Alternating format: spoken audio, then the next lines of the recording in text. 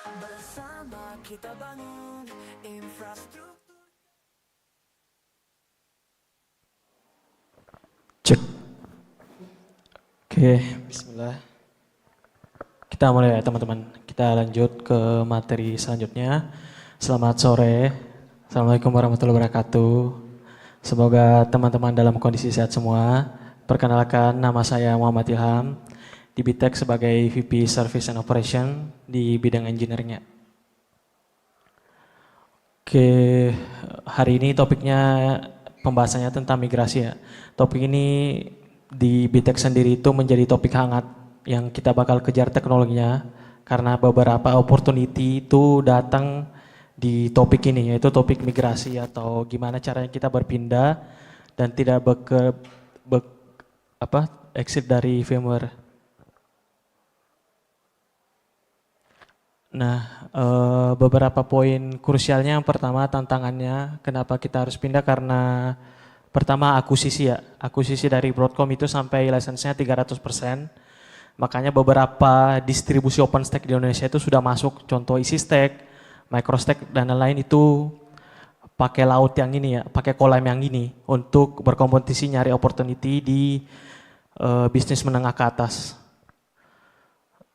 Kedua yaitu karena cost dari license, kemudian ketergantungan dengan license dan teknologinya, nggak ada opsi lain.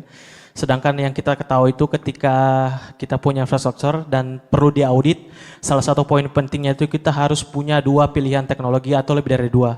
Nggak bisa bergantung dari satu pilihan teknologi. Itu bakal kena di poin audit. Terus kemudian rencana ke depannya biar nggak ketergantungan. Nah opportunity-nya pertama dari beberapa tantangan ini yaitu kita coba ada opsi di open source ya. Kebetulan kita di Open Infra, ya udah kita bahas opsi-opsi open source yang bisa jadi alternatif infrastruktur kita ke depan. Nah itu beberapa pilihannya. Kebetulan di sini kita roomnya OpenStack, jadi kita bahas OpenStack. Jadi teman-teman pilihannya kalau mau exit dari pilihan banyak ya. Yang open source yang mau modular dan fleksibel ada OpenStack, mau yang mau virtualisasi aja ada Proxmox, ada KVM Base, mau yang HCI. Nah Canonical tadi juga udah umumkan ya, kalau dia punya produk namanya MicroStack. Nah itu OpenStack yang dibuat kecil buat model HCI ya. Jadi storage sama compute-nya disatukan di dalam satu infra yang sama.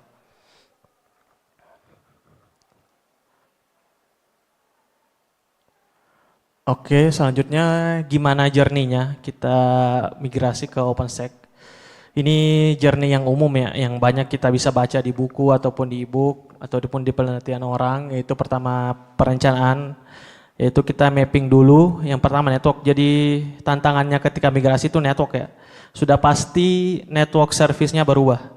Karena beberapa opportunity atau project yang kita kerjakan itu nggak mungkin terjadi ada satu external network atau public network dengan dua infra yang berbeda. Itu bakal pertama tabrakan gateway, terus rebut-rebutan pool DHCP. Itu udah nggak mungkin. Jadi tahap itu harus dipikirkan dari awal di tahap plan ini, termasuk dikumpulkan tentang jenis jenis sistem operasinya, apakah dia Windows based, Linux based. Selanjutnya diimplement itu gimana kita integrasi dengan tools migrasinya. Gimana tools migrasi kita ini sudah bisa diintegrasikan ke platform OpenStack ataupun VMware. Terus penentuan migration type-nya. Itu nanti bakal coba saya jelaskan setelah slide ini. Tahap ketiga itu ada piloting. Jadi setelah semua crack kita piloting ya. Satu VM dengan Linux base atau Windows base kita coba beberapa kali.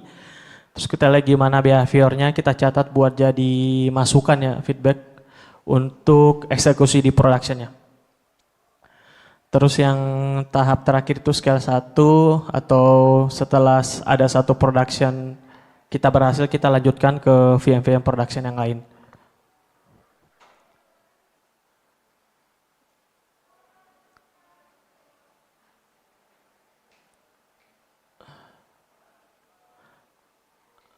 Nah setelah journey-nya kita lanjut pemilihan tools-nya ya. Nah selama tim BITEK atau kita riset tentang topik ini, topik migrasi, khususnya dari source-nya VMware itu ada 4 tools yang kita anggap cukup untuk menjadi pilihan dengan kelebihan dan kekurangannya masing-masing. Nah, kalau pendekatannya open source, kita nggak butuh license per satu migrasi. Jadi dua tools di bawah ini dia pendekatannya backup driven ya. Jadi dia nggak cuma tools migrasi, tapi juga menjadi tools backup VM kita di VMware di backup ke OpenStack. Dan dia pakai license-nya itu per satu migrasi ya, atau per satu backup.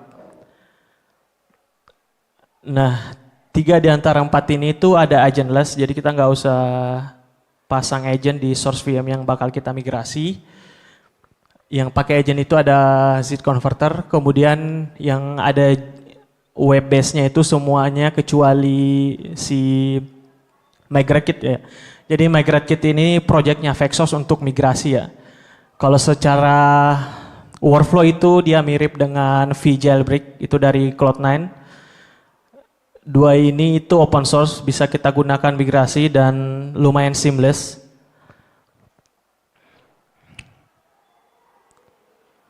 Oke, ini kita udah petakan selection mark session sama decision matrix. Tools apa sih yang kita butuhkan dalam proses migrasi kita ke OpenStack. Dari empat tadi yang dibawakan itu dia agent based, kemudian ada license ya. Kalau seed converter ada license, Vincent juga ada license. vJailbreak dan MigrateKit ini itu dia open source. Tapi yang MigrateKit ini bisa disupport sama Vexos. Jika ada isu kita nggak bisa tangani, dia bisa support. Nah, di bawah itu ada selection guide-nya. Kita mau pilih yang mana. Kalau mau yang ada web base-nya terus cepat, nggak usah banyak repot, itu bisa pilih vJailbreak. Terus buat enterprise dan CLI bisa pilih MigrateKit. Nah, yang lain ke bawah itu yang kritikal dan sifatnya backup driven itu bisa pilih VC Converter sama Vincent ya. Jadi dia nggak cuma migrasi tapi menjadi backup service ya buat si firmware. Contoh beberapa project kita itu migrasinya nggak mau semua. Jadi timeline migrasinya itu 1 tahun dengan ribuan VM. Jadi dia maunya di backup dulu aja di satu temporary storage. Secara berkala dia launch VM yang di backup tadi di OpenStack sesuai kesepakatan bersama dari tim aplikasi mereka ya. Jadi mungkin 1 bulan 1 project sampai setahun. Oke, lanjut. Ini yang sebelumnya mungkin kelewat saya bahas ya. Ada migration type atau strategi, jadi ada 3 ya yang bisa kita pakai.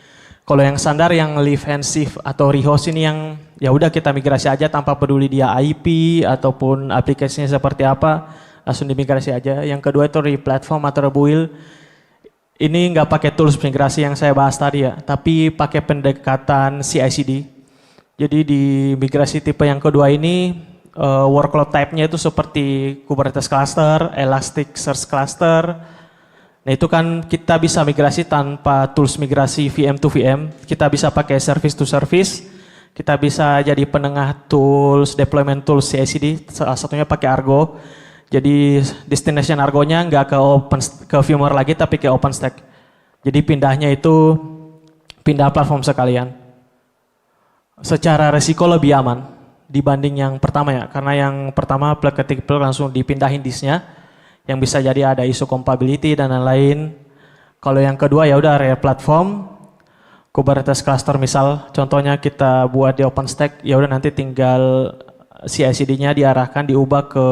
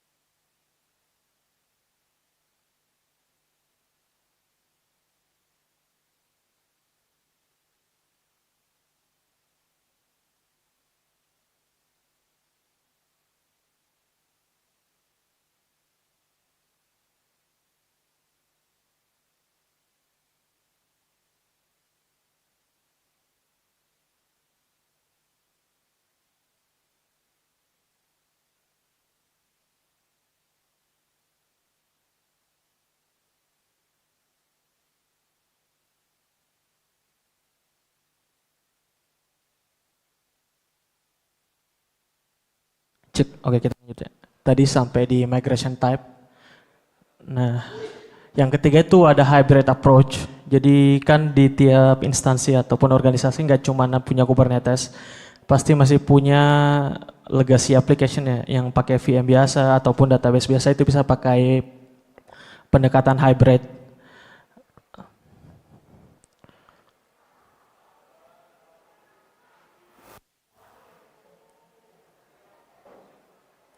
Oke, selanjutnya itu Advanced Migration Implementation Detail. Ini tiap migration type itu ada step yang bisa kita pakai sebagai panduan di tiap type-nya. Nah, sama yang kalau di yang read platform itu Cloud Native Transformation itu lebih disarankan karena ya udah di rebuild infranya kayak Kube ya. Sesuai dengan service native OpenStack, misal mau pakai Magnum ataupun pakai Octavia di OpenStack itu disarankan karena di firmware nggak ada ya. Jadi bisa jadi pilihan. Lanjut, karena di sini pilihannya open source, salah satu pilihan open source to migration yang biasa kita sarankan ya ke rekan-rekan yang nanya tentang migrasi itu vJailbreak. Ini project baru dirilis sama platform 9 itu di tahun 2024. Jadi tipe migrasinya hanya firmware dan OpenStack. Beda dengan seed converter dan Avincent ya, dia bisa selain OpenStack bisa, selain firmware juga bisa, dari Proxmox juga bisa. Nah kalau vJailbreak ini khusus migrasi dari OpenStack dan firmware. Terus ada technical specification-nya itu yang pernah kita coba minimum OpenStack yang disupport itu di Usuri. Kita belum coba versi di bawahnya ya. Versi minimal yang paling kita pernah coba itu di Usuri, terus connect ke Visper versi 6.7. Di atasnya pasti bisa. Terus vJailbreak ini infrastrukturnya itu pakai Kubernetes ya. Jadi emang seperti overpower sekali, padahal cuma tools migrasi, dia bikin K3S di satu VM. Jadi kalau kita install VM-nya, itu modelnya cloud image ya. Kita nggak usah install dari awal. Kita tinggal download cloud image dari platform 9, dari GitHub-nya, kita launch di OpenStack. Nah dia bakal provisioning satu cluster K3S dengan infrastruktur komponennya ada V2V. Ini pod yang menjalankan library V2V sama VDDK ya. Jadi yang dipakai copy disk driver dengan VMware-nya itu VDDK. Itu ada di pod si V2V ini. Selanjutnya ada migration control, dia yang ngatur metadata tentang migration. Yang kedua LB kalau vJailbreak-nya ini kita mau bikin multi-node. Jadi ini bisa multi-node untuk mendukung batch migration ya. Jadi kalau migrasinya satu-satu ya udah satu VM aja. Terus yang dibutuhkan itu yang pertama credential vCenter. Jadi harus vCenter ya, bukan vXC-nya. Itu harus vCenter-nya. Terus VM-nya harus di atas OpenStack karena dia bakal komunikasi dengan API internal ya. Nggak tahu kenapa dia desainnya di nembaknya internal bukan di public. Jadi dia komunikasi ke API OpenStack internal ke Cinder, Glance, Nova dan Neutron di core OpenStack. Terus bisa dilihat ya di sini model portnya kayak ini. Jadi di namespace migration system dia ada 3 komponen. Dia bakal nambah komponen kalau proses migrasi jalan namanya vJailbreak V2V. Nah ini kalau image-nya itu diambil dari official platform 9. Jadi proyeknya masih baru, masih buka kontribusi dari teman-teman sekalian. Terus migration workflow, jadi seperti yang saya sebutkan tadi ya, dia butuh kredensial dari VMware vCenter. Dia connect ke vCenter API, kalau ke OpenStack dia connectnya ke Keystone lewat via internal API ya. Terus gimana caranya dia copy data ke VMware, dia pakai VDDK kit yang official dari VMware. VM kita yang bakal dimigrasi ke OpenStack di VMware harus disentang point CBT-nya untuk mendukung driver VDDK kit ini. Terus dia ada 2 pilihan copy data, hot copy sama cold copy ya. Satunya pilihannya VM-nya hidup, dia bakal migrasi sambil VM-nya jalan aja di VMware. Kemudian dia matiin di VMware ketika VM yang dimigrasi udah launch di OpenStack. Kedua ada cold migration, yaitu VM-nya dimatiin dulu di VMware, baru dia migration ke OpenStack. Yang disarankan pasti pilihan nomor 2 karena buat integrity data ya. Jadi si vJailbreak ini dia otomatis baca VM-VM kita di VMware, VM Discover-nya, terus gimana caranya si vJailbreak ini bikin VM kan, bikin VM di OpenStack.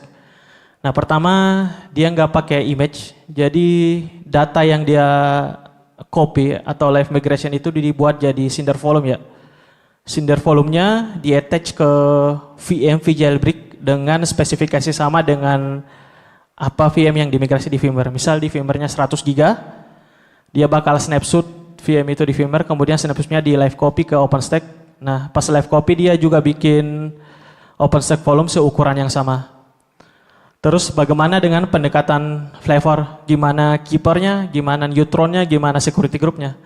Nah, kita bahas satu. Yang kedua setelah volume, nah setelah dia copy volumenya, dia launch instance pakai volume ya. Jadi kalau kita lihat di dashboard dia nggak cloud image-nya nggak kelihatan, jadi kosong. Jadi dia boot dari volume.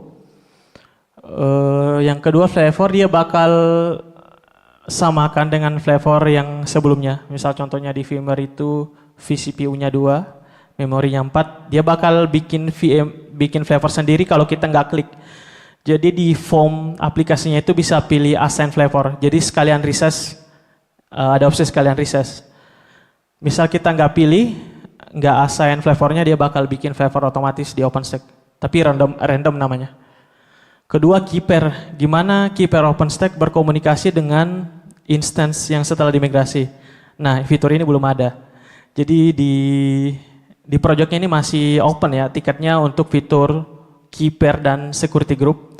Jadi amannya kita masukkan aja public key di VMware dulu. Di VM kita waktu masih di VMware, masukkan public key.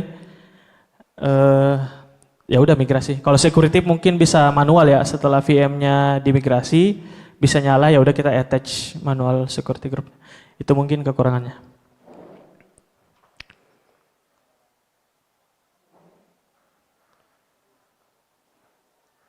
Oke, mungkin masih ada waktu buat demo ya, Mas.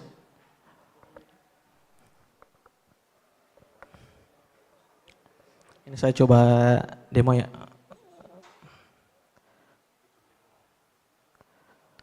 Oke, ini ada VMware-nya, ada VM namanya VM1 yang bakal kita migrasi.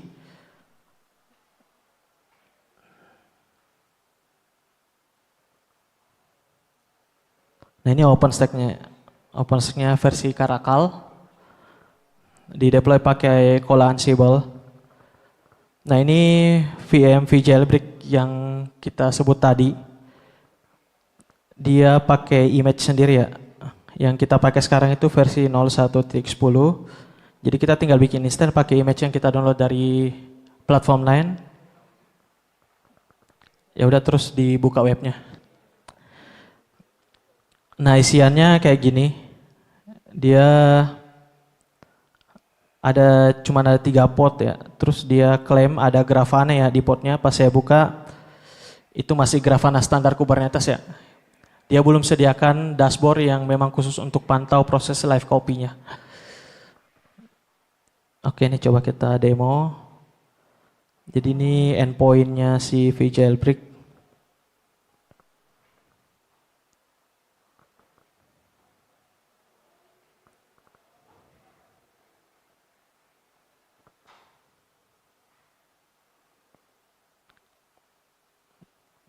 Nah, di sini ada pilihan source ya. Jadi source kita tambahkan di kredensial.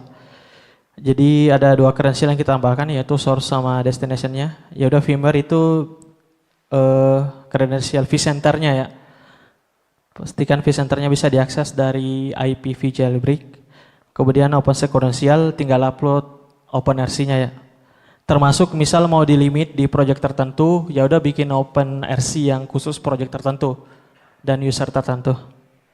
Selama dia bisa hit core service API-nya OpenStack, harusnya dia bisa migrasi. Jadi kita pilih kredensialnya.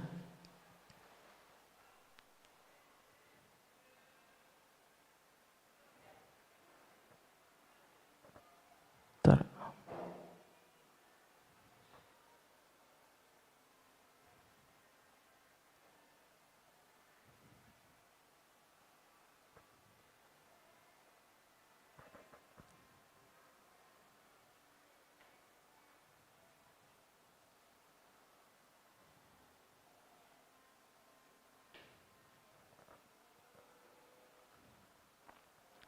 Nah, list VM dari VMware harusnya muncul di sini.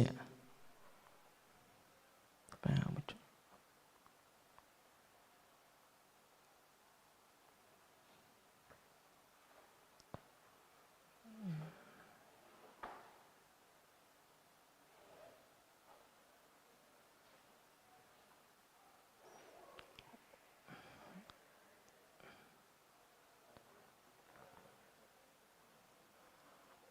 Ini saya lihatin aja ya progresnya. Nggak tahu deh kenapa dia nggak discover VM-nya. Jadi harusnya VM-nya muncul di sini. Kita tinggal assign flavor, nanti ada tombolnya di sini.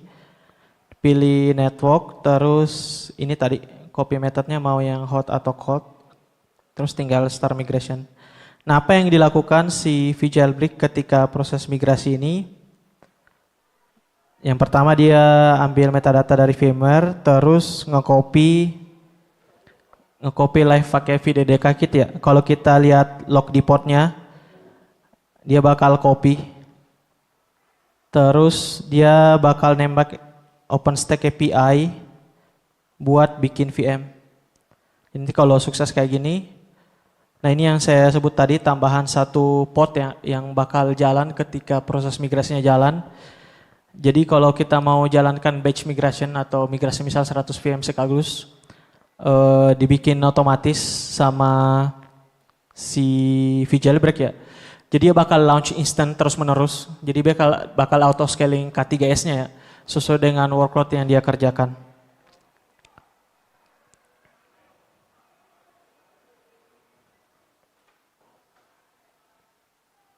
Oke, mungkin itu cukup dari saya. Terima kasih, mungkin ada yang bertanya. Silakan.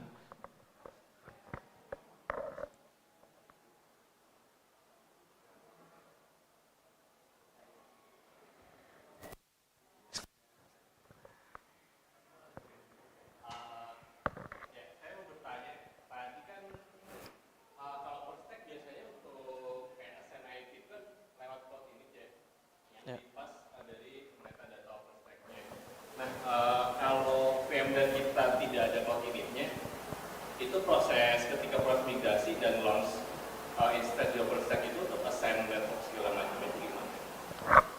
Nah, kalau cloud init dia belum tahu, saya belum lihat ya. Cuman intinya dia booting dari volume, berarti dia bawa metadata cloud init dari source VM-nya ya. Nah, pasti IP berubah. User itu kita coba user dan password sama. Key pair ataupun public key yang ada di dalam VM source itu masih bisa diakses ketika pindah ke OpenStack. Terus IP berubah itu random sesuai DHCP dari Neutron ya. Kan tadi pilih internal network ya. Jadi yang dipilih di formnya migration itu bukan provider network, itu pilihannya tenant network ya. Jadi bakal berubah tenant network. Mungkin itu ada tambahan lagi. Iya betul. Dia random aja sesuai dengan network tenant yang kita assign ke dia.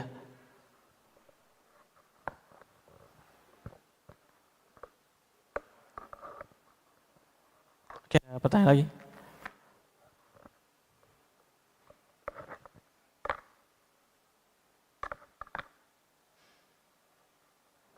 Oke, kalau nggak ada, terima kasih. Saya tutup ya. Assalamualaikum warahmatullahi wabarakatuh.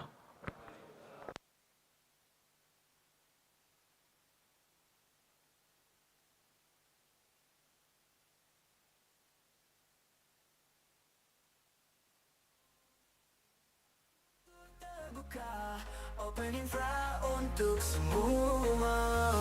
We are Open Infra.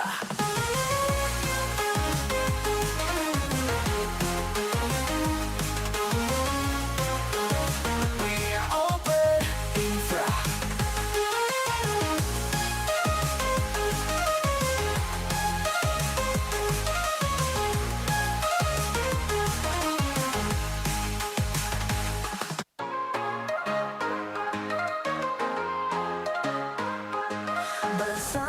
kita bangun infrastruktur terbuka, Open Infra untuk